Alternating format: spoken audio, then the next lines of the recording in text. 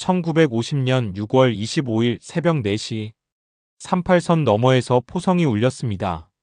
그날 대한민국은 지도에서 사라질 뻔했습니다. 3일 만에 서울이 무너졌고 일주일 만에 전선은 낙동강까지 밀렸죠. 세계는 말했습니다. 한국은 끝났다. 하지만 그들은 몰랐습니다. 이 작은 나라가 얼마나 질긴지를요. 한 손에는 총을, 한 손에는 삽을 든 사람들이 폐허 위에 섰습니다. 피난민은 아이를 등에 업고 걸었고 군인은 마지막 탄환까지 쏘았죠. 낙동강에서 버티고 인천에서 반격하고 다시 북으로 올라갔습니다. 그리고 중국군 수십만이 밀려왔을 때도 무릎 꿇지 않았습니다. 70년이 지난 지금 세계는 이 전쟁을 잊혀진 전쟁이라 부릅니다. 하지만 대한민국은 잊지 않았습니다. 그날 무너질 뻔했던 나라가 오늘 세계 10위 경제대국이 됐으니까요. 이건 기적이 아닙니다. 포기하지 않은 사람들의 이야기입니다. 1950년 6월 24일 토요일 밤 한반도는 고요했습니다. 서울거리는 평화로웠어요. 사람들은 주말을 즐기고 있었죠. 아무도 몰랐습니다. 내일 새벽이면 모든 게 무너질 거라는 걸요. 38선 너머에서는 다른 일이 벌어지고 있었습니다. 북한군 15만 명이 집결하고 있었어요. 소련제 T-34 전차 240대가 대기 중이었죠. 그들은 준비를 끝냈습니다. 남침을요. 1950년 6월 25일 일요일 새벽 4시 천둥 같은 소리가 한반도를 흔들었습니다. 포성이었어요. 북한군의 전면 남침이 시작된 겁니다. 새벽 4시 38선 전역에서 포성이 울렸습니다. 북한군 포병 수백 문이 일제히 발사했어요. 남한군 초소가 불타올랐습니다. 통신이 끊겼어요. 혼란이 시작됐죠. 6시쯤 북한군 지상군이 넘어왔습니다. T-34 전차가 선두에 섰어요. 남한군은 당황했습니다. 전차가 없었거든요. 대전차포도 부족했습니다. 전차다. 전차가 온다. 병사들이 외쳤어요. 하지만 막을 방법이 없었습니다. 총알은 전차 장갑을 뚫지 못했어요. 수류탄도 소용없었습니다. 북한군 전차는 멈추지 않고 남하했습니다. 정오쯤 서울에 소식이 전해졌습니다. 북한군이 쳐들어왔습니다. 이승만 대통령은 믿을 수 없었어요. 정말인가? 예, 전면 남침입니다. 비상회의가 소집됐습니다. 상황이 어떤가? 심각합니다. 전선 곳곳이 뚫렸습니다. 전차를 막을 수 있나? 어렵습니다. 우리에겐 전차가 없습니다. 회의실이 무거워졌습니다. 이틀째 6월 27일 화요일 북한군은 파죽지세로 남하했습니다. 의정부가 무너졌어요. 동두천도 함락됐습니다. 서울까지 불과 40km. 정부는 긴급 결정을 내렸습니다. 수도를 옮긴다. 대전으로 간다. 피난 명령을 내려야 합니다. 아니다. 국민이 동요하면 안 된다. 조용히 철수한다. 그날 밤 정부 요인들이 몰래 서울을 떠났습니다. 국민은 몰랐어요. 라디오는 말했습니다. 국군이 용감히 싸우고 있습니다. 걱정하지 마십시오. 하지만 현실은 달랐습니다. 북한군은 이미 서울 코앞까지 왔어요. 사흘째 6월 28일 수요일 새벽 북한군이 서울에 진입했습니다. 저항은 있었어요. 남한군과 경찰이 싸웠습니다. 하지만 역부족이었죠. 전차 앞에서 소총은 무용지물이었어요. 정오쯤 북한군이 중앙청을 점령했습니다. 인공기가 올라갔어요. 서울이 함락된 겁니다. 개전 3일 만이었습니다. 국민들은 충격에 빠졌어요. 서울이 무너졌다고? 정부는 어디 갔어? 우리는 어떻게 되는 거야? 혼란이었습니다. 공포였죠. 사람들은 짐을 꾸렸어요. 남쪽으로 피난을 시작했습니다. 걸어서 수레를 끌고 아이를 업고 600만 서울 시민 중 절반이 피난길에 올랐습니다. 한강 다리는 인산이네였어요. 모두가 강을 건너려 했습니다. 그때였습니다. 6월 28일 새벽 2시 30분. 폭발음이 울렸어요. 한강 다리가 폭파된 겁니다. 정부가 명령했어요. 북한군을 막기 위해서요. 하지만 다리 위에는 피난민이 가득했습니다. 700에서 1000명이 그 순간 목숨을 잃었습니다. 비극이었습니다.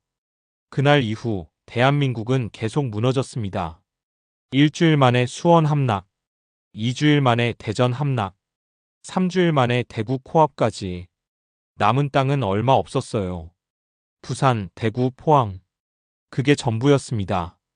세계는 말했습니다. 한국은 끝났다. 일주일 안에 완전히 무너질 것이다. 하지만 그들은 몰랐습니다. 한국인의 질긴 생명력을요. 7월 말 전선은 낙동강까지 밀렸습니다. 더 이상 물러날 곳이 없었어요. 여기서 막아야 한다.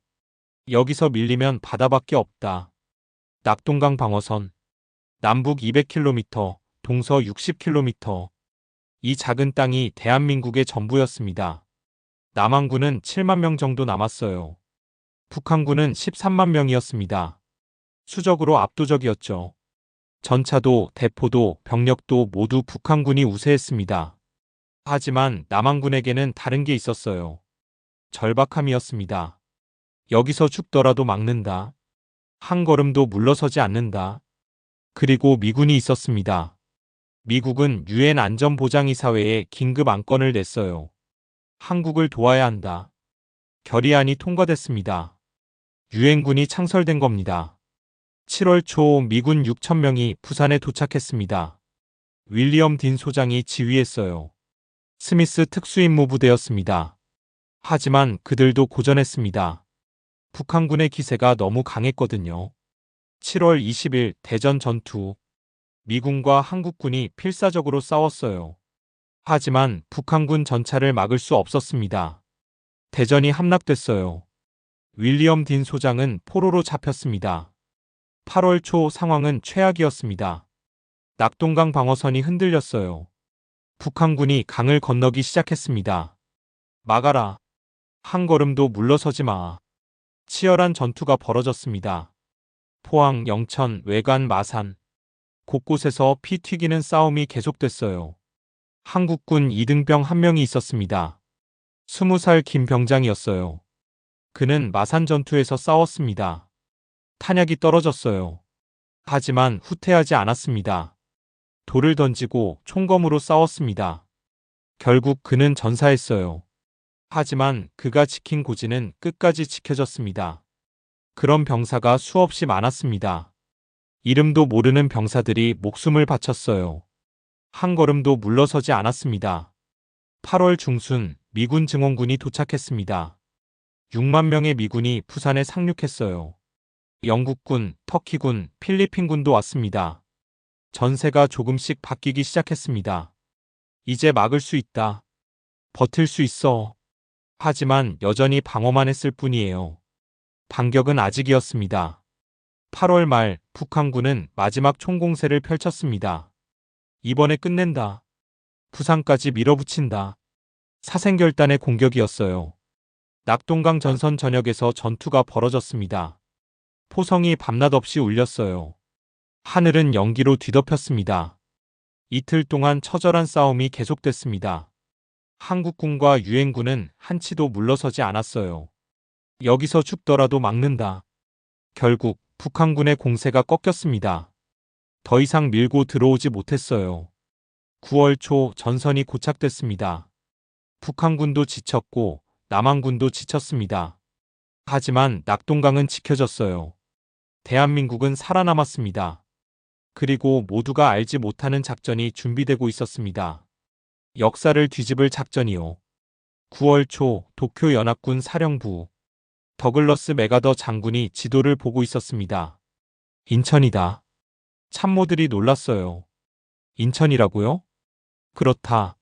인천 상륙 작전을 실행한다. 불가능합니다, 장군님. 왜?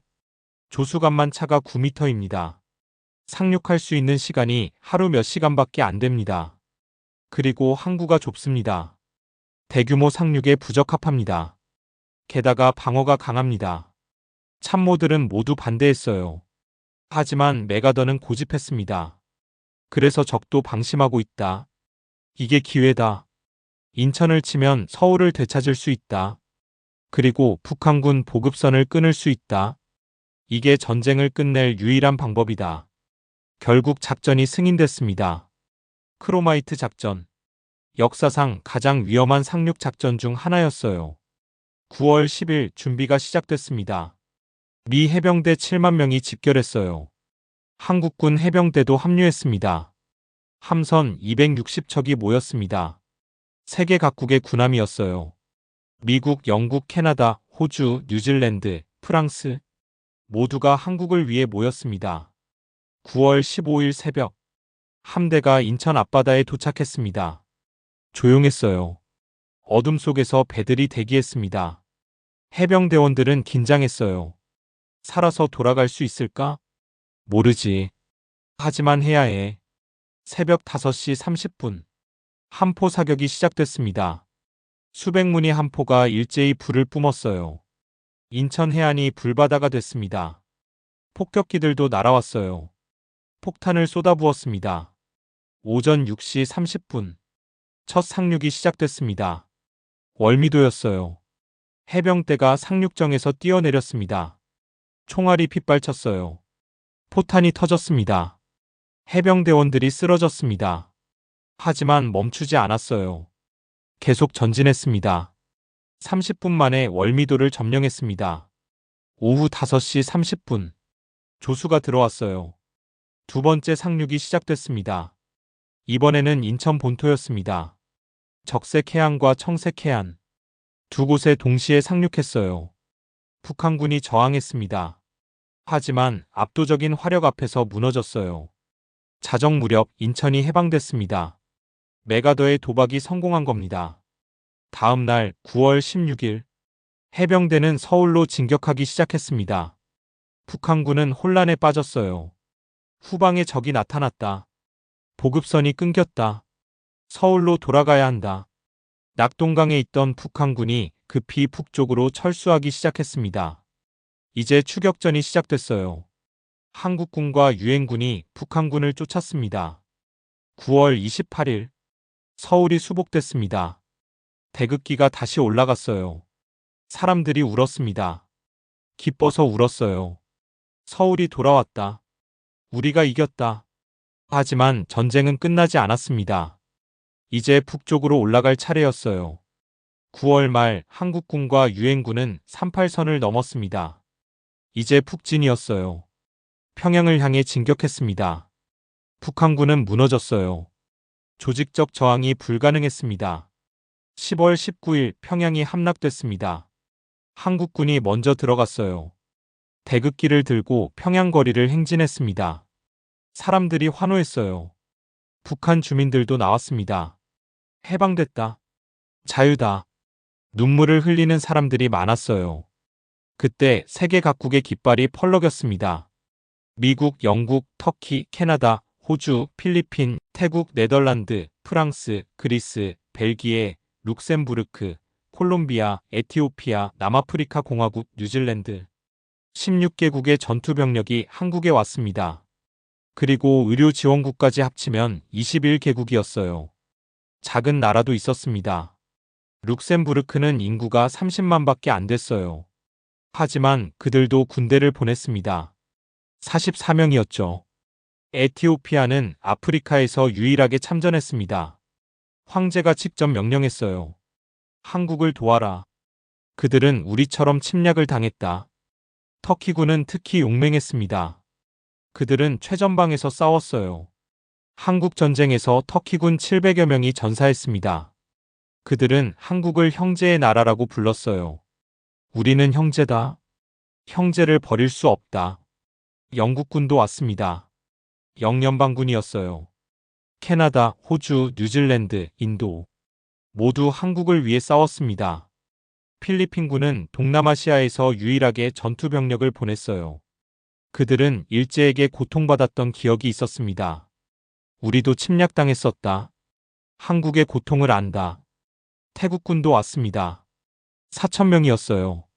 콜롬비아군은 남아메리카에서 유일하게 왔습니다. 그리스군, 벨기에군, 네덜란드군 모두가 한국이라는 이름을 지키기 위해 모였습니다. 어느 터키 병사가 말했습니다. 우리는 한국을 본 적도 없었어요. 어디 있는지도 몰랐죠. 하지만 우리는 왔어요. 왜냐하면 그들이 도움을 요청했으니까요. 자유를 지키기 위해서는 함께 싸워야 한다고 믿으니까요. 어느 에티오피아 병사가 말했습니다. 한국 사람들은 우리를 환영했어요. 눈물을 흘리며 감사하다고 했죠. 그 눈물을 보고 알았어요. 우리가 옳은 일을 하고 있다는 걸요. 10월 말 한국군과 유엔군은 계속 북진했습니다. 압록강까지 불과 100km. 전쟁이 곧 끝날 것 같았어요. 하지만 그들은 몰랐습니다. 더 큰 적이 기다리고 있다는 걸요. 6월부터 9월까지 400만 명이 피난을 갔습니다. 서울에서, 경기도에서, 충청도에서 모두 남쪽으로 내려갔어요. 부산, 대구, 마산. 그곳으로 사람들이 몰려들었습니다. 부산 인구는 30만이었어요. 하지만 전쟁 중에는 100만이 넘었습니다. 사람들은 어디든 잤어요. 역에서, 다리 밑에서, 산비탈에서. 텐트도 부족했습니다. 판잣집을 지었어요. 어느 어머니가 있었습니다. 서울에서 피난 온 김씨 부인이었어요. 그녀는 아이 셋을 데리고 왔습니다. 남편은 전쟁터에 나갔어요. 소식이 없었습니다. 부산에 도착했지만 갈 곳이 없었어요. 어디서 자지? 아이들이 울었습니다. 엄마 배고파. 조금만 참아. 엄마가 뭐라도 구해올게. 그녀는 일자리를 찾았어요. 미군 부대에서 빨래를 해주는 일이었습니다. 하루 종일 빨래를 했어요. 손이 부르텄습니다. 하지만 그 돈으로 밥을 사서 아이들을 먹였습니다. 엄마 고마워. 괜찮아. 우리 이겨낼 거야. 그런 어머니가 수없이 많았습니다. 아버지들도 일했어요. 부두에서 짐을 날랐습니다. 건설 현장에서 일했어요. 미군 부대에서 잡부로 일했습니다. 어떤 일이든 했습니다. 살아야 했으니까요. 아이들도 일했어요.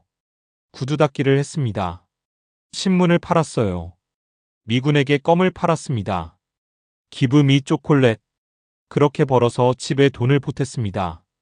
어느 소년이 있었습니다. 12살 박군이었어요. 그는 부산역에서 구두 닦기를 했습니다. 하루 종일 구두를 닦았어요. 손이 까맣게 됐습니다. 벌어서 어머니한테 드렸어요. 엄마, 오늘 200원 벌었어. 잘했다, 아들아.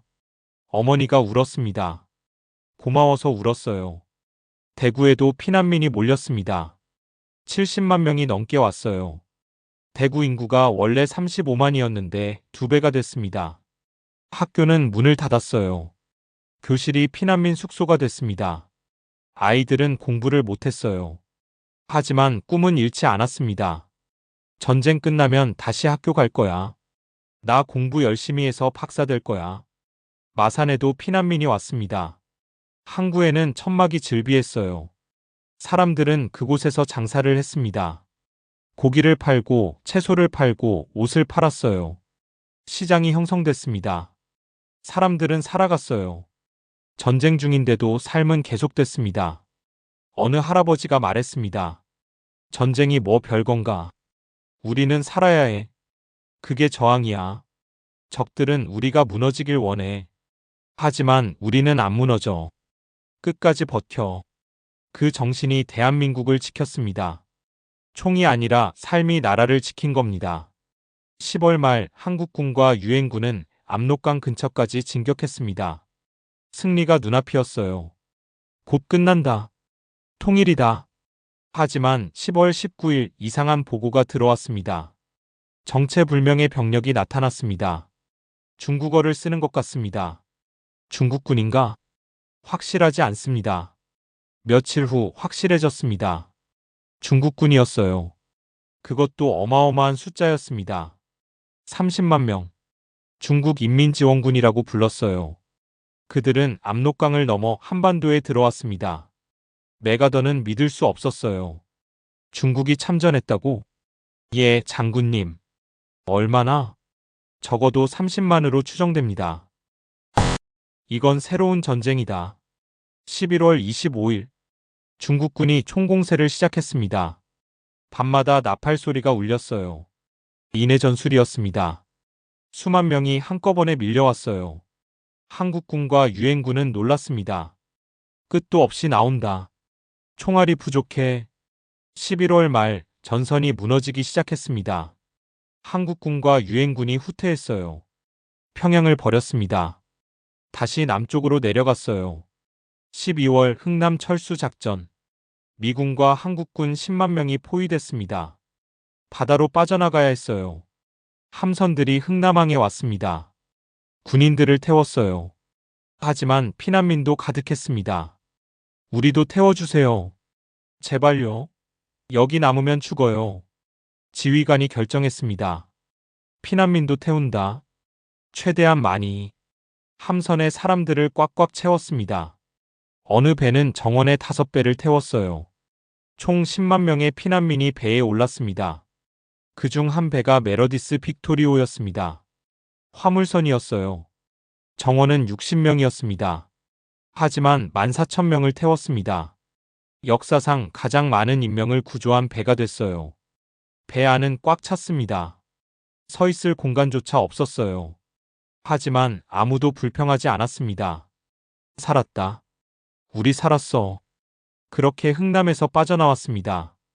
12월 말 중국군은 계속 남아있습니다. 38선을 넘었어요. 1951년 1월 4일 서울이 다시 함락됐습니다. 두 번째 서울 함락이었어요. 국민들은 절망했습니다. 또 뺏겼다. 이제 어떻게 되는 거야? 하지만 포기하지 않았습니다. 다시 싸웠어요. 다시 버텼습니다. 1월 중순 전선은 평택까지 밀렸습니다. 하지만 그곳에서 멈췄어요. 중국군도 지쳤습니다. 보급이 부족했어요. 2월 반격이 시작됐습니다. 한국군과 유엔군이 다시 북상했어요. 3월 14일 서울이 다시 수복됐습니다. 세 번째 서울 탈환이었어요. 이번에는 끝까지 지켰습니다. 1951년 4월 메가더가 해임됐습니다. 대통령과 의견 충돌 때문이었어요. 리지웨이 장군이 새 사령관이 됐습니다. 전쟁은 계속됐어요. 하지만 양상이 바뀌었습니다. 이제 밀고 밀리는 대규모 전투는 없었어요. 대신 고지 전투가 벌어졌습니다. 작은 산을 두고 치열하게 싸웠어요. 피해 능선, 단장의 능선, 백마고지, 저격 능선. 수많은 고지에서 수많은 병사가 죽었습니다. 1952년 5월 고지 쟁탈전이 정점에 달했습니다. 한국군은 백마고지를 사수했어요. 중국군이 10번 공격했지만 10번 다 막았습니다. 미군은 저격 능선에서 싸웠습니다. 6일 동안 전투가 계속됐어요. 산 전체가 포탄으로 깎여나갔습니다. 1952년 7월 휴전회담이 시작됐습니다. 판문점에서 만났어요. 하지만 합의가 어려웠습니다. 2년 동안 회담만 했어요. 그 사이에도 전투는 계속됐습니다. 병사들은 이해할 수 없었어요. 휴전회담 중인데 왜 싸워야 해? 말만 하지 말고 전쟁을 끝내든지 해야지. 1953년 7월 27일 드디어 휴전협정이 체결됐습니다. 3년 1개월 2일 동안의 전쟁이 멈췄어요. 하지만 끝난 게 아니었습니다. 휴전이었어요. 종전이 아니었죠. 총은 멈췄지만 전쟁은 끝나지 않았습니다. 38선 근처에 비무장지대가 만들어졌어요. 남과 북이 그곳을 경계로 나뉘었습니다. 70년이 지난 지금도 그 선은 남아 있습니다. 전쟁은 끝나지 않았어요. 세계는 이 전쟁을 잊혀진 전쟁이라고 부릅니다. 2차 세계대전과 베트남 전쟁 사이에 끼어서 잊혔다고요. 하지만 한국은 잊지 않았습니다. 300만 명이 죽었어요. 군인 150만, 민간인 150만, 1000만 명이 이산가족이 됐습니다. 나라는 폐허가 됐어요. 모든 게 불타고 무너졌습니다. 하지만 대한민국은 살아남았습니다. 그게 중요했어요. 1950년 6월 25일 그날 한반도는 사라질 뻔했습니다. 북한군이 밀려왔고 서울은 3일 만에 무너졌어요. 세계는 말했습니다. 한국은 끝났다. 하지만 한국인은 끝나지 않았습니다. 낙동강에서 버텼어요. 한 걸음도 물러서지 않았습니다. 인천에서 반격했습니다. 불가능을 가능으로 만들었어요. 서울을 되찾았습니다. 3번이나요. 중국군 30만이 밀려왔을 때도 무릎 꿇지 않았습니다. 싸우고 버티고 또 싸웠어요. 전쟁이 끝났을 때 남은 건 폐허였습니다. 건물은 무너졌고 다리는 끊겼고 공장은 불탔어요. 하지만 사람들은 살아있었습니다. 그들은 다시 시작했어요. 맨손으로 벽돌을 쌓았습니다. 삽으로 땅을 파고 망치로 못을 박았어요. 아이들은 학교로 돌아갔습니다. 농부는 밭을 갈았어요. 상인은 가게를 열었습니다. 천천히 하지만 확실하게 나라가 일어났어요. 1960년대 고속도로가 건설됐습니다. 1970년대 공장이 들어섰어요. 1980년대 수출이 폭발적으로 늘었습니다. 1990년대 민주화가 이루어졌어요. 2000년대 세계 10위 경제대국이 됐습니다. 그 모든 게 70년 만에 일어났어요. 폐허에서 기적으로. 어느 참전 용사가 말했습니다. 우리는 이겼어요. 살아남았으니까요. 북한군이 밀려왔을 때 모두가 우리가 질 거라고 했어요. 하지만 우리는 버텼어요. 한 걸음도 물러서지 않았죠. 그게 승리예요. 포기하지 않는 게 승리예요. 어느 피난민이 말했습니다. 우리는 잃었지만 포기하지 않았어요. 집도 잃고 가족도 잃었어요. 하지만 희망은 잃지 않았죠. 그래서 다시 일어날 수 있었어요. 어느 할머니가 말했습니다. 내 남편은 전쟁터에서 죽었어요. 26살이었죠. 나는 혼자 아이 셋을 키웠어요. 정말 힘들었어요. 하지만 나는 살았어요. 아이들도 잘 컸어요. 지금 내 손자들은 대학을 다녀요. 좋은 직장도 있어요. 남편이 이걸 봤으면 좋았을 텐데. 우리가 이렇게 잘 사는걸요. 전쟁은 끝나지 않았습니다. 휴전일 뿐이에요. 70년이 지난 지금도요. 북쪽에는 여전히 위협이 있습니다. 하지만 대한민국은 준비돼 있어요. 다시는 무너지지 않을 겁니다. 70년 전 이 나라는 폐허였어요. 지금은 세계가 주목하는 나라입니다. 그 변화를 만든 건 기적이 아니에요. 포기하지 않은 사람들입니다. 총을 들고 싸운 군인들, 삽을 들고 일한 노동자들, 아이를 업고 피난 간 어머니들, 구두를 닦으며 돈을 번 아이들. 그 모든 사람들이 오늘의 대한민국을 만들었어요. 세계는 이 전쟁을 잊혀진 전쟁이라고 부릅니다. 하지만 한국인은 결코 잊지 않을 겁니다. 그날 무너질 뻔했던 나라가 살아남았다는 것을요. 그리고 폐허 위에 다시 일어섰다는 것을요. 이건 승리의 이야기가 아닙니다. 생존의 이야기예요. 그리고 그 생존이 오늘의 기적을 만들었습니다. 대한민국은 살아있습니다. 그게 전부예요. 그게 가장 중요한 겁니다.